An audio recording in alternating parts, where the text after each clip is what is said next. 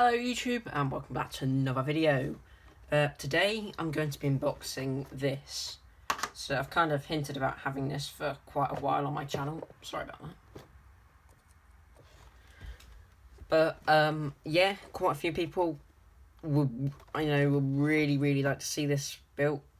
So I'm going to do the unboxing, and I'm not sure when the build video is going to come because I'm currently working on another Phantom, but it won't be uploaded to YouTube and stuff. So basically, on the front, we've got a really nice box art. I do like the paints, not the paint scheme, the style that the Revell has for their fighter aircraft. It's a level 3, but that can't always be trusted. It's a level 3. But it can't always be trusted due to it's normally based on the amount of parts it has. Like, for example, this has 85 parts. I'm not too sure on the different stuff for that. It's 1/72 scale, that long, wide, sorry. Top of the box, just got the same information, and of course, the same on the sides. This kit did cost £12.95, so pretty good value for money, I think. Well, I can't exactly say. I have looked in the box before, as you can tell by this. So what else we've got here is we've got different paints you need for it, like a finished product and all that sort of stuff, loads of different information, a barcode, and all loads of safety warnings and that sort of stuff. So I'm gonna get into the bit you've all been waiting for. We're gonna get into the box. Ignore that. Oh, that was just me. I need to write something down. Okay, so we've got that thing for the decals. They're in here somewhere. Booklet, parts, safety warnings, and the decals. We'll go through those now. So first off, the part that most people don't enjoy as much, it's the instruction booklet. So on the front, it is one of the in-colour ones, which I quite like. It has the Phantom on the front, and of course the level 3 and the Revell. Down here we have all the safety warnings and all that sort of stuff, as you'll find on most model kits. Here we've got like more safety warnings and just telling us what we need to do. On this side, yet again, we have more safety warnings. Quite a lot of safety warnings. I do quite like that part about the Revell kits. But yeah, I do like the amount of warnings they've got and the multi-languages. Now here is Revell's real downfall, is the stupid fact that they've put letter coded all the different paints. I mean, why could they have not just put the paint numbers around the booklet like most normal people would? Like most other manufacturers I've got would put these around the booklet. Over here at the top sides, it's showing you how to mix the paint, which makes sense. On this side, it's got a sprue layout, so you can test to see if there's any bits of the sprues you're missing, which I quite like. I'd like to see this in more manufacturers as well. On the first page, so I like this, that it's one of the newer kits, so all the instructions are in colour. There'll be an unboxing of another kit soon. It's one of the older ones. I won't let you know about that yet, though.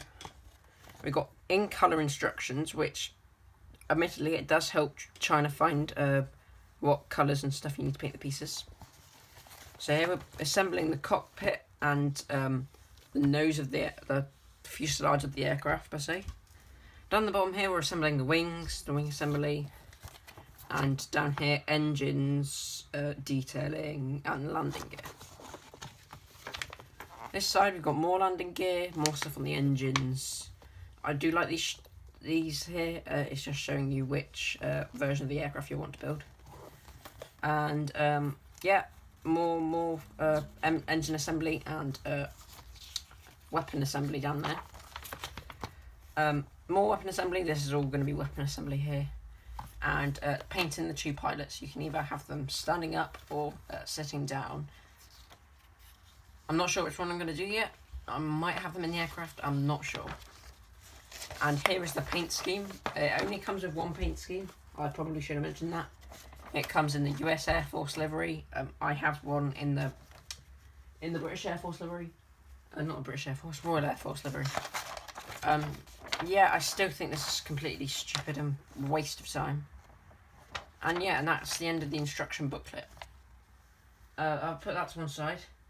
Next up, I'm going to take you through the parts.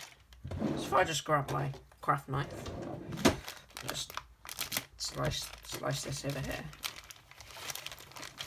I'm not very good at this. In fact, I could have just done that for now.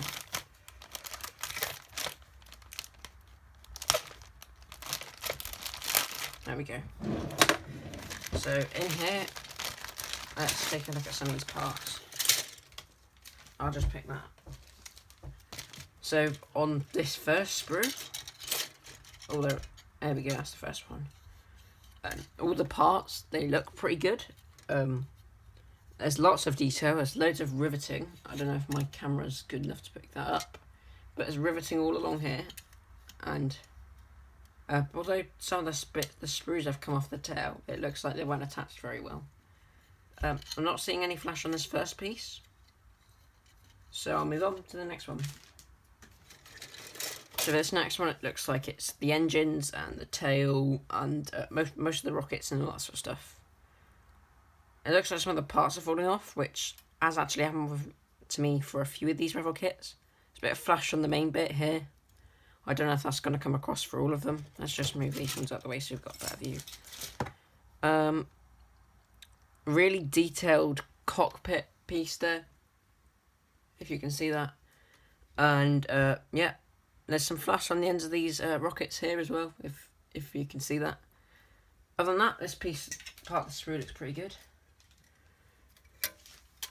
Let's have a look at the two pilots then. So one of them is, we only got two pilots. Well, there's more pilots than what came with my other one though. My other one is the Airfix one. Yeah, that's what I'm going to say about that one, because it's kind of just one of my own ones that I want to build for me. What we've got here, we've got flaps, it looks like, parts of the engine, and of course the wings. They're the wings, aren't they? The pilots are looking pretty detailed. I don't see much flash on them, actually. Scratch that. Quite a bit of flash down the sides there. If it'll focus. There we go. I just need to see there's quite a bit of flash down there, like the sides of them and stuff. I'll have to do some sanding away on that. Over here, this is what I mean. The pieces have fallen off in the bag and stuff. So this piece here, this is the cockpit. It is really, really detailed. I'm really happy with how that looks. On this side, yeah, that's where this is supposed to go here. That'll be like that, most likely, or something along those lines. We've got rocket, drop pods, not rockets, are they? Landing gear bays, it looks like, and the landing gear, of course. On this final piece, looks like we have the lower half of fuselage, a bit of flash over here, but luckily it's not really on the parts. Yeah, it is looking good. I like the seats. Seats are good. Missiles, more rockets. There's a lot of those, actually. Yeah, I'm quite happy with how those sprues came out, apart from, of course, the pieces falling off. Let's have a look into here, shall we? Let's have a look in here. So, these are the glass clear pieces. They look really, really good. There's no fogging up on them or anything. There's no scratches either. Yeah, they look really good. I'm really happy with those. Yeah, so of course I'm going to move on to the decals next, which I know I normally do them last, although some people don't always do that.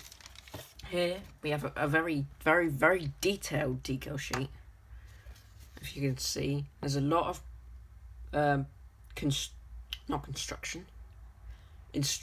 instrument panels, and not actually that many for the aircraft. If I get out my Airfix one, I just kind of want to show you the difference in the amount of decals. This is the FX one, by the way. It's quite a bit bigger box. Same scale. But this is the Fleet Air one, Royal Navy, all that sort of stuff. But this is a detail sheet for the FX one.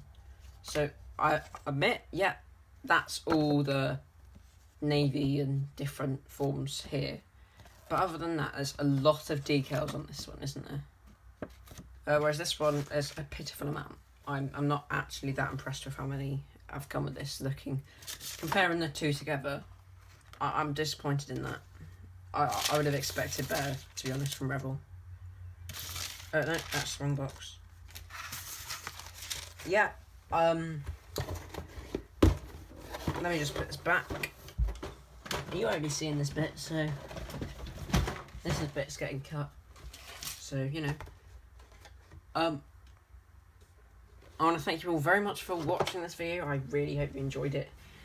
I had fun making it. I'm about to record the second unboxing.